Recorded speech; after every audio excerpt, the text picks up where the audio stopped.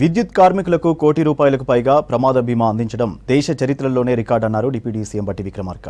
Praja Bhavan NPDCL పరిధిలో విధులు నిర్వహిస్తూ జోగు నరేష్ ప్రమాదవశాత్తు మృతి చెందాడు. ప్రమాద బీమా చెక్కుతో పాటు నరేష్ భార్య కారుణ్యకు విద్యుత్ శాఖలో ఉద్యోగం ఇస్తూ నియామక ఉత్తర్వులు అందజేశారు. బాధితుల పక్షాన నిలబడడం కేవలం ఇందిరమ్మ రాజ్యంలోనే సాధ్యమవుతుందన్నారు బట్టి. విద్యుత్ శాఖలో పనిచేస్తున్న ఉద్యోగులకు ప్రభుత్వం అన్ని విధాలా అండగా ఉంటుందన్నారు డిప్యూటీ సీఎం.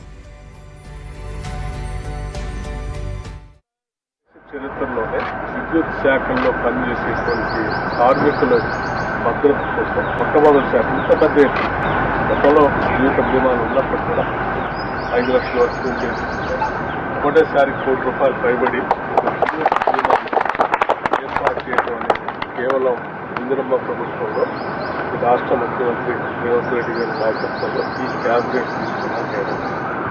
ఇంత గొప్ప కార్యక్రమం బహుశా కార్మికుల కోసం ఏ ప్రభుత్వం కూడా ఆలోచన చేసి ఉండకపోవచ్చు.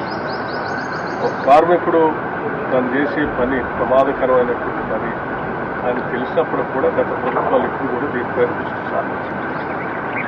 మనం ప్రభుత్వం వచ్చిన తర్వాత ఒక నిర్ణయం తీసుకొని వాళ్ళందరికీ బీమా ₹1 కోటి పైబడి ఇచ్చాక తిరిగి ఆ కుటుంబంలో కంపాషనేట్ అపాయింట్మెంట్ పేరు మీద వాళ్ళకి ఉద్యోగ అవకాశం కూడా ఉంది. వాళ్ళకి ఉద్యోగం కల్పిస్తూ కుటుంబ సభ్యులకి మళ్ళీ ప్రమాద బీమాతో మరణించినటువంటి కుటుంబానికి ₹1 కోటి ఆర్థిక సహాయం వచ్చేటట్టుగా చేయడం అనేది ఈ రెండు చాలా గొప్ప విషయాలుగా నేను భావిస్తూ ఉన్నాను. దీన్ని ప్రభుత్వ ఆలోచనని సంపూర్ణంగా ఎగ్జిక్యూట్ చేసి దీన్ని కార్యరూపంలో తీసుకొచ్చిన సీఎంని కూడా నేను గవర్నమెంట్గా ప్రత్యేకంగా ఇది మన ఎనర్జీ శాఖలో సింగరేణి కార్మికుల్లో ప్రవేశపెట్టాం. అలాగే ఎలక్ట్రిసిటీ డిపార్ట్మెంట్